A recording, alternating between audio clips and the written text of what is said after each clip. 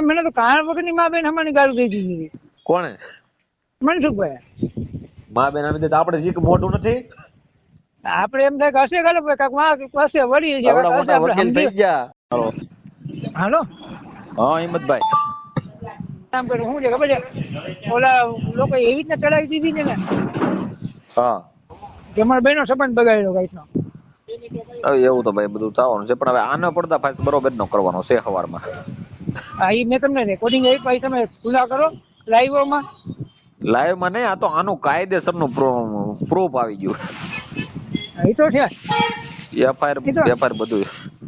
FIR તમને મોકલું, જામીન નહીં મોકલું, એમાં શું છે.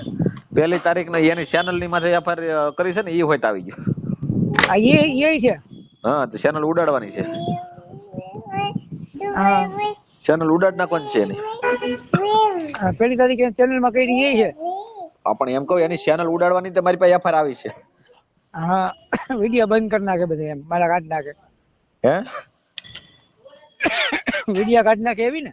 હા પછી આવે આ કાયમી કે મોકલું, કેટલા જોતા ઈ કે. હે મારી ચેનલ કાયમ મને જોવે જ છે. તમને તો જોવે હા પણ એના પુરાવા નહીં આપે. કોઈ આમાં અમને બે ને ગાઢનું છે ને સમાધાન કરવાની બદલે ગાઢ ના બધાવ્યા. એ આપડા બે બધાડે ને મનસુખ અને મેરામણે. હા એમ નથી, ખોટા મણ તમે જે આમ શાળો કરો ને, અમુક વ્યક્તિ હોય ને એના શાળા કરે, લાગડ શાળા નો કરાય. તમારે કોઈ ઢેબરા અપડાવી દે એવું થાય એમ. મનસુખ રાઠોડે મારો શાળો ખોટો કર્યો એમ. મને તો કારણ વગરની મા બેન અમારી ગાળું દઈ દીધી. કોણે? મનસુખભાઈ. મા બેન આવી તો આપણે જીક મોઢું નથી. આપડે એમ થાય કે હશે ગાલો કાક માં હશે વળી છે. આવડા મોટા વકીલ થઈ ગયા, આવડા મોટા વકીલ મોઢું નથી, દાબી નો દેવાય કે તું આ રીતનો છો. પણ પેલા આપડે તો સંસ્કાર છે ને કે ભાઈ વાંધો ને હાલો. સંસ્કાર તો એ નથી જોતો, એ જોવે છે સંસ્કાર. હું એમ કઉ છું. પછી મારે બીજાને કેવું પડ્યું, મને કે તમે કેમ આમ બોલો છો, એટલે મેં કીધું ભાઈ હું 10 વાર કહું કે મને એ વ્યક્તિએ 10 વાર કીધું તો યાર હું 1 વાર એને નો કહું ભાઈ શું કામ બોલો છો. હા એટલું તમારે કેવું પડે ને. તમારો બધા એ પડદાફાશ કરે, તમારા વિડિયા મૂક્યા ને ફલાણો નામ જ છે ને એને બાપા હારે મેળ ને એવું ચાય ને બધું કરવાનું. હા મારા એ બાપા કદાચ ને સમજો ગમે એવી હસ્તી હોય ને, મનસુખ રાઠોડ ગમે એવી હસ્તી હોય તો સાગર રાઠોડ પાછો આર્થિક રીતે પોગી રહી, તમને ખબર છે? ના વિચાર કરો, મારા બાપા એ મેળ નથી. હા ક્યાંથી ખબર પડી? હા મારા બાપા એ કોઈ દિન વાત તો કરી નથી. હા તો મારા બાપા ક્યાંથી ખબર પડી? પણ એમ નહીં, એના મનમાં એવું હતું કે આ તો છોકરું છે, પણ છોકરું તમે જે થિંગારી સમજો છો ને આખું જંગલ હળગાવી દે. હવે સાગરભાઈ મારા બાપા મને જે શું કહે, જો મારા બાપા હોય તો ડાળો દેતા હોય હાલો. હા એના બાપા એને માથે ડાળો રાખ્યો હોય તો આ દીદી જાત તડકાની ફરિયાદ જ ન થાય. સાચી વાત છે. એની માને કોઈક કહેવા વાળું તો હોવું જોઈએ ને. હા મને તો એ આવડી કીધું એમતા તું તારી મા માથે બળાત્કાર કરે એવો છો લ્યો. તો પણ એવું કીધું એ આપણે છે ને, આપણે એને કઈ એની માથે લીગલ કરે, ફરિયાદ કરે. પછી મને પાછું શું કે ખબર છે, આ તું ઉડે જોડિયા ભેગા ઓલી બેન છે ને ભેગો તું ફરિયાદ કરવા ગયો તો તારા ભેગી જે છોકરી આવે છોકરી કેવી હોય? તું 1 નંબરનો સિનારવો છો, તારા વધારે રાજ હવે ખુલતા જાય છે. જો આ ધ્રોળનો હેમંત સાવડા એ વકીલ અને વકીલ કહેવાના લાયક પણ હવે એ છે ને ભાઈ, હવે મારા કાયા સડી ગયો કે નહીં? મને તો આવું કીધું. મારે કાયા સડી ગયો એટલે પૂરું થઈ ગયું ભાઈ. અને વિચાર કરો, મેં તો ચોખ્ખું કીધું મનસુખભાઈ મારી ઓફિસ છે, મારી ઓફિસમાં આવવું હોય તો મારી કપડા કાઢીને જ આવવાનું, હું આમ જ બોલું છું. બાકી જબરજસ્તી તો હું તમને કોઈ છોકરી ઉપર નહીં કરવા દઉં. કદાચ તમારી દીકરી છે તોય નહીં કરવા દઉં. બરોબર છે. તમારી ઘરવાળી છે તોય નહીં કરવા દઉં.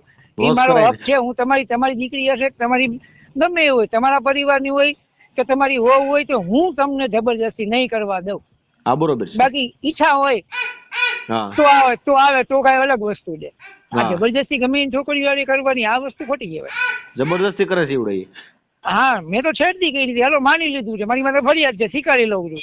બરોબર, ત્યાં છેડતી છે, છેડતી કરીને મારી બદનામી થાય તો શું બળાત્કારની ફરિયાદ થતી હોય અને સમાજ બારો ન કરીએ કઈ?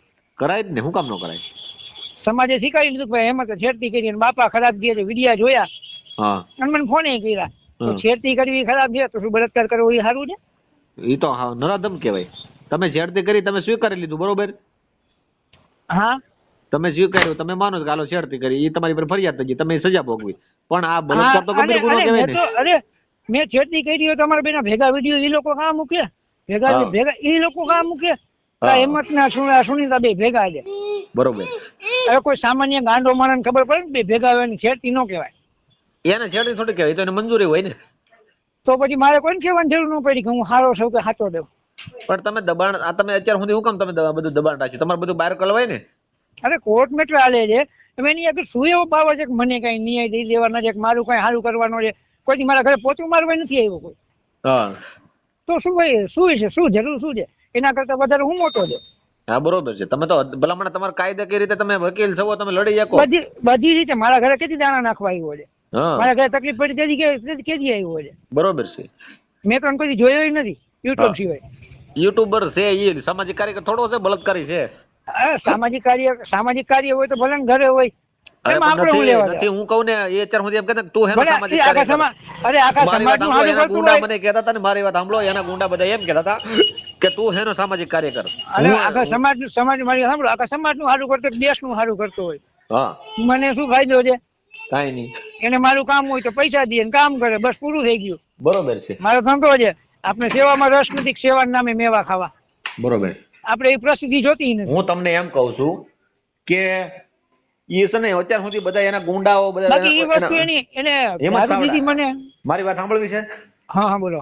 હું એમ કહું છું કે એના અત્યાર સુધી બધા ઓલા બધા એના ભડવાઓ ગુંડા હતા ને, બેસરો ને વીજો અને આપણે ઓલો જીગો અને ઓલો મેરિયો ખવરિયો, એ બધા એમ કે તું સામાજિક કાર્યકર હેનો ક્યાંય જાતો નથી, પણ તું હેનો કાર્યકર, તું બળાત્કારી છો. મેં તો એવા નબળા ધંધા નથી કર્યા.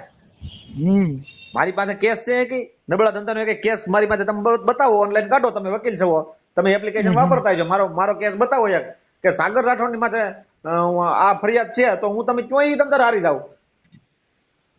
એ મારું ફરિયાદ હોય તો મારું જાહેર કરો.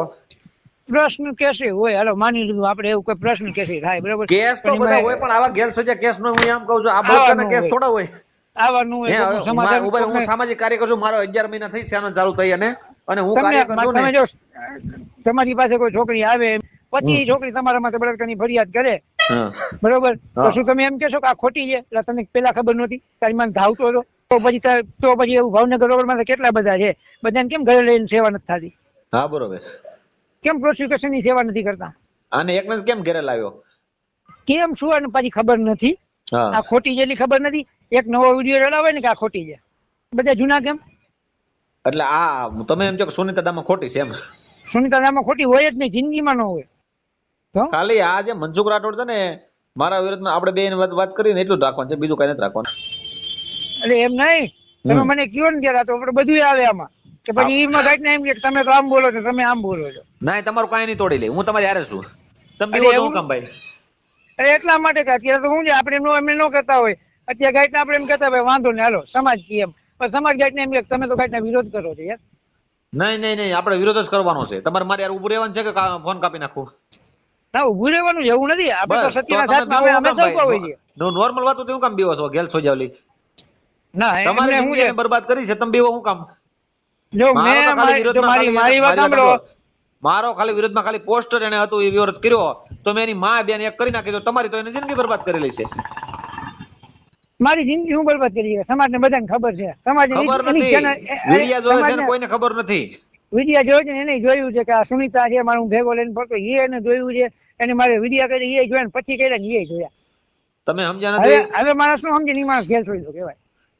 હું તમે વાત સમજો, તમે એમ નથી, તમે ગુનેગારમાં ગણાયો છો એનું કારણ છે કે આ માણસ ને અત્યારે છે ને આ ઓલી ખુલ્લી કિતાબ કરી ને.